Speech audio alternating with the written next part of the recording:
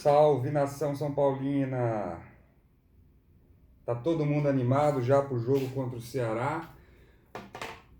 Ou vocês estão naquela bipolaridade, um dia tão animado, outro dia tão tristes?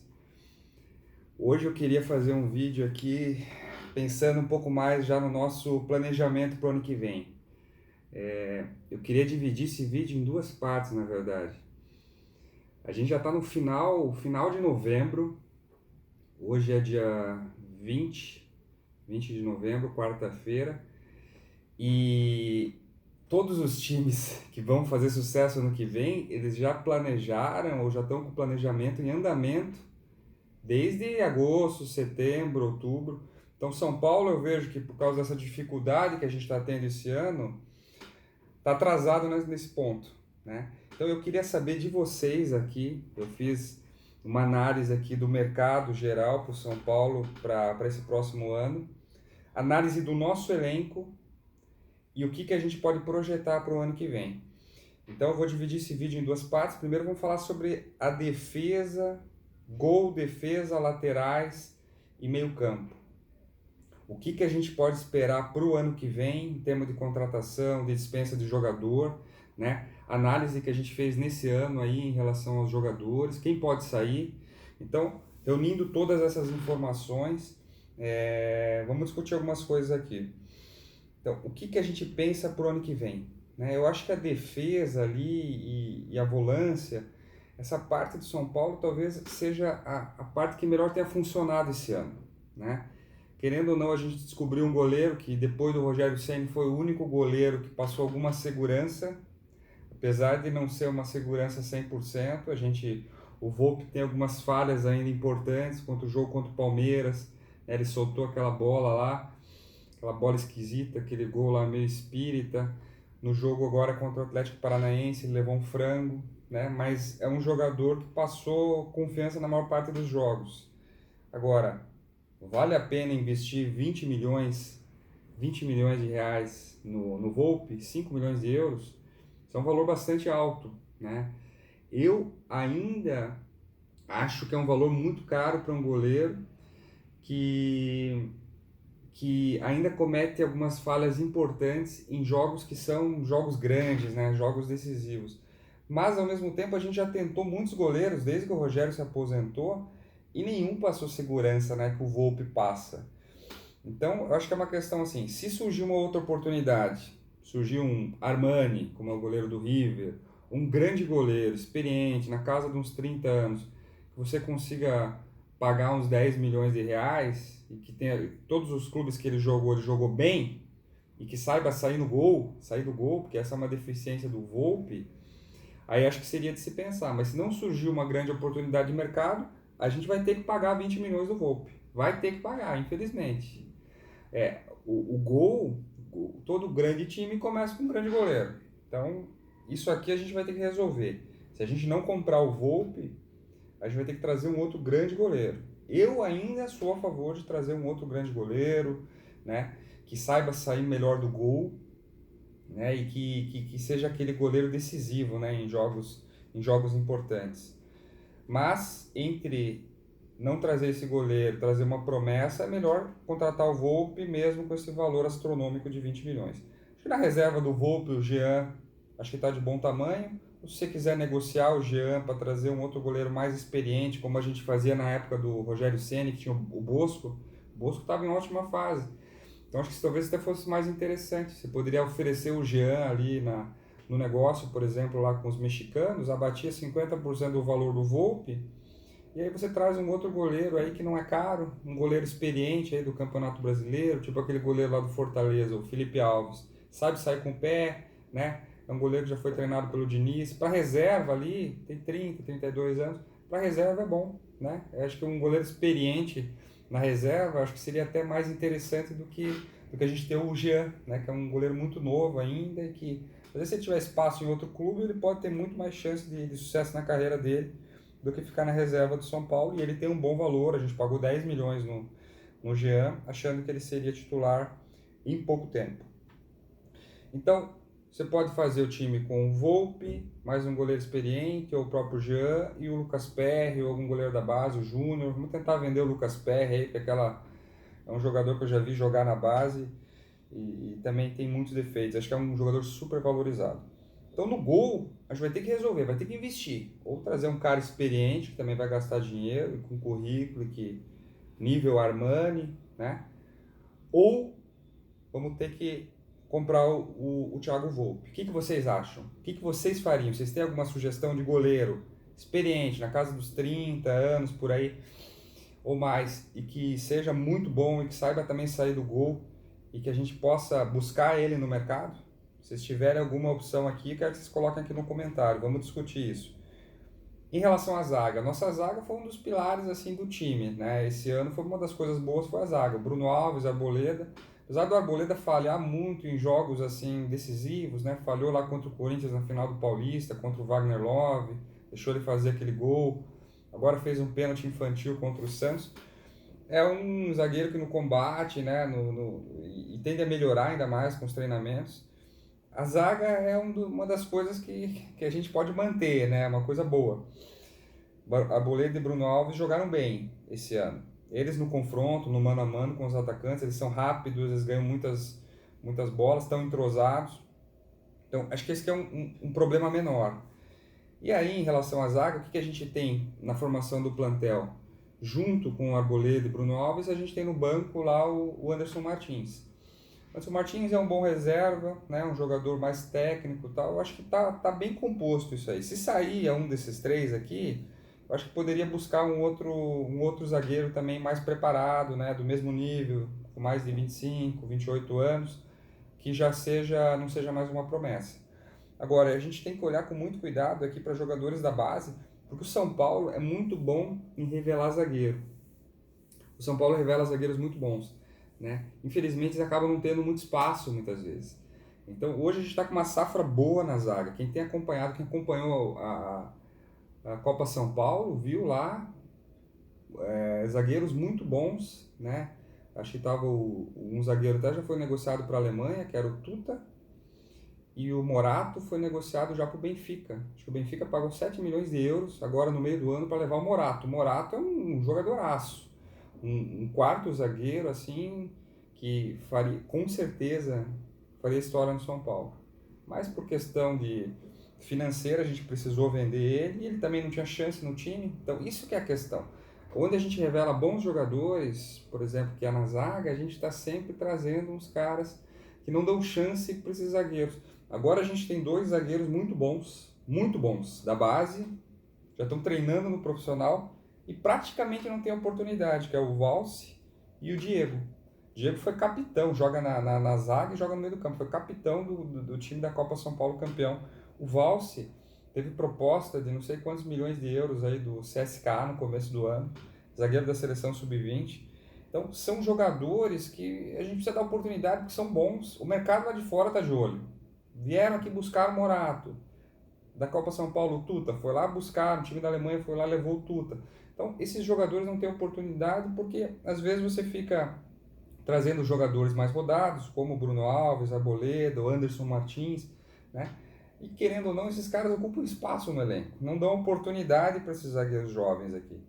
Então, eu acho que mesmo se sair o Arboleda, o Bruno Alves ou o Anderson Martins, dá pra gente manter, dar mais oportunidades pro Valls, pro Diego, nem que você traga um zagueiro mais experiente, né, de 28, 30 anos, mas aí você coloca isso aí como participação do elenco, né? Você dá oportunidade para os garotos e deixa ele como um quinto zagueiro. Tá? Acho que isso seria uma coisa interessante. A gente não vai investir muito dinheiro nisso aqui, porque Cotia revela bons zagueiros. Cotia é muito bom em revelar zagueiros. Em relação à lateral direita, eu acho que a gente não vai fazer grandes investimentos na lateral direita, porque o Igor Vinícius mostrou que é um jovem promissor, apesar de não saber cruzar, né, ter algumas deficiências ainda na defesa. Treinando ele é novo, tem 20, 21 anos, ele tem potencial. E o Juan Fran, jogador experiente, que veio com um contrato de 2 anos, e ele não compromete, né? Apesar de ele estar fazendo alguns jogos um pouco abaixo, dando umas entregadas, a gente vai manter ele por ano que vem, não vai dispensar agora no final do ano. Então tem dois laterais ali que eu acho que vão dar conta do lado direito. o Juanfran e o Igor Vinícius, né? A tendência é que o Igor Vinícius vá ganhando mais espaço com o passar do tempo. O Daniel Alves também pode ser o lateral direito, mas ele já mostrou que não quer jogar ali e ele está sendo útil no meio campo. Contra o Santos jogou muito bem.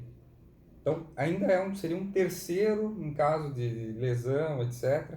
Para o ano que vem, o Daniel Alves poderia jogar ali na lateral direita também. E na lateral esquerda, a gente tem o Reinaldo. Reinaldo talvez seja o jogador mais regular do São Paulo no ano, né? Foi um dos grandes destaques aí do São Paulo. E a torcida gosta muito dele. E na reserva a gente tem o Léo Pelé. A gente pagou caro no Léo Pelé também, 5, 6 milhões, se eu não me engano. E é um jogador que pode fazer às vezes. Quando não tiver o Reinaldo, o Léo Pelé pode jogar por ali. Fez um campeonato ano passado muito bom pelo Bahia, por isso foi contratado. Ele é cria do Fluminense. Então, ali a gente está... Eu acho que nas laterais a gente não vai mexer. Não vai precisar investir, né? E na zaga, se sair um desses zagueiros aí mais experientes, vamos dar oportunidade para o Valse, tem que ser titular, porque o cara é jogador da seleção sub-20, o cara tem proposta exterior toda hora. Por isso que o cara acaba saindo, entendeu? Às vezes o cara nem renova contrato, porque não tem oportunidade. Enquanto a gente fica segurando, às vezes um Anderson Martins, né? Às vezes quer uma proposta melhor pelo Arboleda, pelo Bruno Alves, mas a mudança é natural, a gente tem que dar oportunidade para os caras que estão chegando da base. Cotia é boa em formar zagueiro de qualidade. Em meio campo, vamos falar agora da volância ali, dos meio-campistas, dos armadores. A gente revelou jogadores muito bons, né, que estão jogando muito, bastante, com muita frequência no time profissional aqui. O Luan e o Lisiero, essa dupla de Cotia, veio muito bem, né? O Lisiero, todo mundo fala que existem propostas de fora, o PSG, Barcelona, tem muitos times, porque ele realmente é um jogador diferenciado ali para meio campo, né? Ele tem muita visão de jogo, tem muita habilidade, pode jogar ali na segunda volância, né? Armando o time lá de trás. Então é um jogador diferente, é difícil encontrar esse tipo de jogador, né? Acho que seria meio que ali no PSG, meio que um Verratti, né? Um jogador de muita qualidade técnica e que compõe bem o meio campo, fecha bem os espaços, sabe jogar ali naquela posição de volante. Então Luan, Lisiero. Se o Lisiero sair, a gente vai ver se vai puxar alguém da base, né? Eu acho que mesmo que ele não saia, tem um jogador aqui que já vai começar a treinar nos profissionais a partir do ano que vem, que é o Rodrigo Nestor. Quem viu a Copa São Paulo, esse jogador é muito bom. É um volante com muito boa chegada no ataque, ele dá bons passes, ele chega para finalizar. É um jogador muito... um dos jogadores especiais ali dessa última Copa São Paulo. Então, o Rodrigo Nestor acabou não tendo chance de subir no profissional esse ano, porque já tinha Luan, Lisiero, Igor Gomes, muita gente subiu no meio campo. E aí você tem Hernanes, tem Daniel Alves, então a concorrência é muito grande. Agora, provavelmente, eu já vi notícias lá no próprio canal oficial de São Paulo, Rodrigo Nestor vai para o profissional agora no início do ano. Então, ano que vem vai ser utilizado pelo Diniz o Rodrigo Nestor. Então, se sai o Lisiero, algum jogador ali, ou o Hernanes acabar jogando menos, perdendo espaço, o Rodrigo Nestor vai encaixar bem. Jogadores que perderam espaço, que eu acho que não devem continuar no elenco ano que vem. O Hudson não quis jogar na lateral direita, e isso fez com que o São Paulo fosse buscar o Juanfran, o Daniel Alves. Então o Hudson realmente, pro estilo do jogo do Diniz, do São Paulo, de querer um meio campo que toca a bola, apesar de ele ser um líder muito importante, assim, até achar que ele deveria jogar mais vezes esse ano, por causa dessa oscilação do time, ele provavelmente não está nos planos do Diniz, deve sair no final do ano, o Hudson. E o Jusilei foi uma invenção, né, do Fernando Diniz. É um jogador muito lento, um jogador já ultrapassado. Eu acho que para essa função de volante aqui, eu sou muito crítico do Jusilei, sou muito crítico mesmo, porque